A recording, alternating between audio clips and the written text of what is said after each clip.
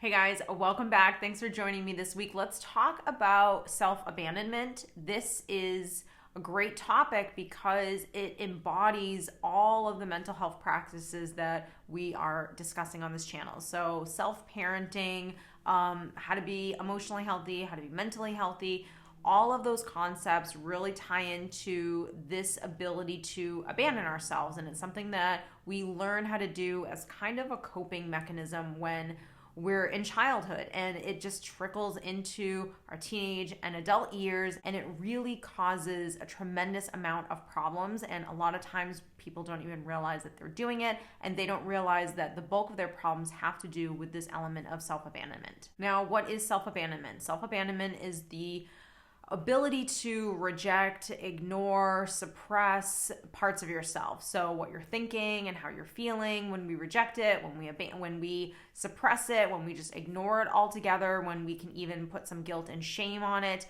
those are self-abandonment things that we do. A lot of people abandon themselves, not really intentionally, but they do it because this is the programming. This is how they were raised. They were raised to be left to their own devices. They were ignored. They were not validated. They were not soothed properly growing up. And so when those things kind of stack against you, you learn how to basically do to yourself what was done to you. And it doesn't mean that it was done to you every single time, but it does mean that majority of the time you were abandoned. You were either physically abandoned or emotionally abandoned. When that happens, we lose this natural ability to stay connected to ourselves. And that's something that we're born into. We're born into this world, into this body, into this life, knowing how to be connected to ourselves. So when we're hungry, we cry. When we need something, we whine, or, we make noises. When we're a toddler, we know that we want that toy and we go after it. When we reach a certain point, we know that we want to begin walking, and we don't give up until we learn how to walk. And so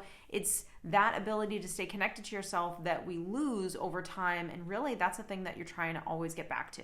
Self-abandonment is really the consequence of ignoring yourself, and it's the consequence of not really dealing with what you think, how you feel, and being hyper focused on other things. So when we are very focused on our kids, our work, our lives, but not really focused going inward, being able to go inward that's a skill. That's something that you should have been taught how to do. It's something that should have been mirrored to you, and it's something that you should have learned over time how to do, because that is the number one thing that you need to know how to do to take the best care of yourself. If you're watching this and majority of the world doesn't know how to do that, because it's not something that we're taught, it's not something that is cultivated in many different societies, because we're dealing with generational programming that's happening. And so now we're at a place in our evolution where we're awakening to what was supposed to actually happen, what was it supposed to really look like. And this is where we start to kind of realize, oh, this is what it was supposed to look like, and this is how I'm supposed to take care of myself. And we begin learning these concepts, and then we begin practicing these concepts. When you begin practicing them, you start to feel better. A client just recently asked me, how long does it really take to feel better? It really doesn't take that long. It's just about having the right expectations on what this is going to look like. So self-development and personal development and mental health and all those things is not that we learn this and we never experience negative emotions. You're human. This is called life, but it is about learning how to properly deal with them, and it is learning how to be very in tune with yourself so you can take the best care of yourself. Now, when we don't give ourselves what it is that we really need, when we kind of ignore, reject, or suppress those parts of ourselves, this is where the real problems come into play. This is where ultimately we end up settling for things that we don't really want. We end up getting in relationships that we shouldn't be in.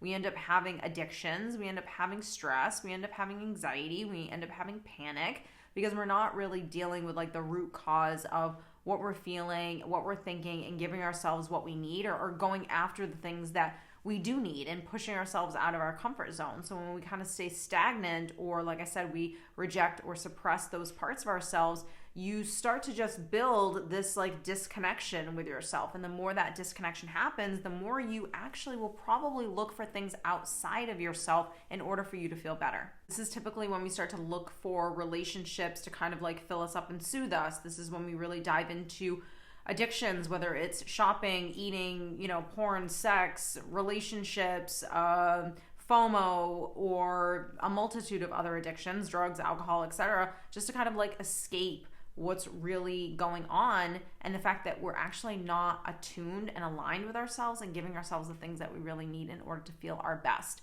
Some of those things that we need to give ourselves are like physical things, but a lot of them are emotional. A lot of them are just your ability to not judge yourself. I was telling a client the other day, if you just practice for a solid week, not judging how you feel, you will be amazed at how just this weight is lifted off of you, because there's so much shame and guilt and judgment that we put on ourselves for what we think and how we feel. And that ability to just validate and just sit for 1 second with it allows you to move through things faster. You'll heal faster if you're looking to heal from some kind of an experience that you've been through, or if you're in this like period of life where you're going through something, whether it's like a depression or anything like that.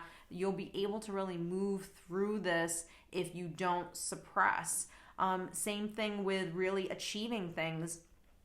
Your ability to achieve a goal is going to be about the little steps that you're doing every single day. And if you are not giving yourself a pat on the back for that little step, and you're judging it or shaming it like you should have taken a bigger one, guess what? You don't really want to work hard for that person, for that boss or that manager that doesn't really appreciate the little things that you're doing every single day that took a lot of work to do. Most people really just walk around completely numb. They're numb to who they are. They're numb to what they think. They're numb to how they feel. So when you go to therapy, for example, it's a great outlet to have, or even coaching, or even just talking to a friend, quite frankly, because it allows you to like get out of your own way where you can actually let out the things that are really bothering you. And the more you kind of release and the more you're doing that inner work, you start to feel better. What we're trying to learn how to do is foster a relationship with ourselves. And so when that relationship isn't fostered and it's not watered and it's not given the proper nutrients, it's going to really suffer, and the whole process that you're going through is going to be extremely painful. We're not really taught how to stay attuned to what we need, and then we're definitely not taught how to give ourselves the things that we need. So when that is just the constant in your life, you're going to feel resentment, you're going to get exhausted, you're going to get stressed, you're not going to be happy, you're not going to achieve your goals, you're not going to have the relationships that you really want. And then you kind of stop and you're like, what's the problem? And the problem really is that you just haven't learned how to nurture yourself, that you're constantly rejecting yourself, and you are really the last person that you're actually taking care of. Once you kind of realize that your happiness is really an inside job, and you take full responsibility for it, and you start practicing these concepts and doing these little things, you gain momentum. Life starts to feel better, and you kind of move through like the gray season of your life, and you get to the sunshine. And then when another dark cloud starts to come at you, it doesn't mean you're going to just like always be in sunshine. You know, that dark cloud might actually take hold of you, but you know how to get through the storm. The worst thing in the world is not knowing how to really take care of yourself when you're kind of ebbing and flowing in life, and not knowing how to really have the things that you want, and not really working on that inner self. And it really starts with, as corny as it sounds, as cliche as it sounds, it really starts with learning how to be your own best friend. How often do you just kind of like live your life, live your day, and you just are completely ignoring yourself all day long because you're super focused on other things, whether it's your job or just outside stimuli, and you're not really kind of doing those like check-ins with yourself throughout the day to make sure that like you're doing good. I mean, we've all been there, and it's very easy just to like fall off the track of, hey, let me take the best care of myself. And usually it's when we start to hit like a little bit of pain, or enough pain, that we kind of wake up and say, whoa, I need to make a change. Like something has to happen. And we start incorporating like these good things into kind of like our daily life. So when it's normal to fall off track, or maybe you've been off track for a really long time, but this is about creating like new habits in your life to start having like a different outcome than what you've been having. So before you say yes to everything and just taking on other people's problems, we're really trying to work on codependency. We're trying to work on like really being connected with ourselves. We have to be able to ask ourselves questions throughout the day. So I will challenge you for the rest of this week to, number one, validate everything that you think and feel. And the more you can kind of like stop and check in with yourself, hey, what's going on? How do you feel? What do you need? What's bothering you? You are essentially a babysitter. and you're learning how to babysit yourself for the very first time. So when you're asking yourself these questions, here are the questions that I want you to ask yourself. Before you say yes to anyone, I want you to ask yourself, who am I doing this for? Am I doing it for this person, or am I doing this for myself? Am I doing it because I want to do it, or am I doing it because I feel guilty, or I think I should be doing it? The next question you should always be asking yourself is, why do I want to do this? Do you feel guilt? Do you feel fear? Do you think you should be doing something but you really don't want to be doing it? The next thing is it good for me to do this right now? Those are great questions to kind of start asking that like inner part of yourself, so you can really help him or her figure out what is really the motive behind doing what I'm doing. And learning how to, when that kind of like inner self like needs a nap, needs to go for a run, needs to go eat something healthy, needs to go to bed early, needs to get off the phone and just unwind or listen to a meditation or whatever it is, even when that part of you needs or wants to do something that you know isn't good for you, it's your ability to have, or it's your job to really practice having the discipline of saying no to yourself.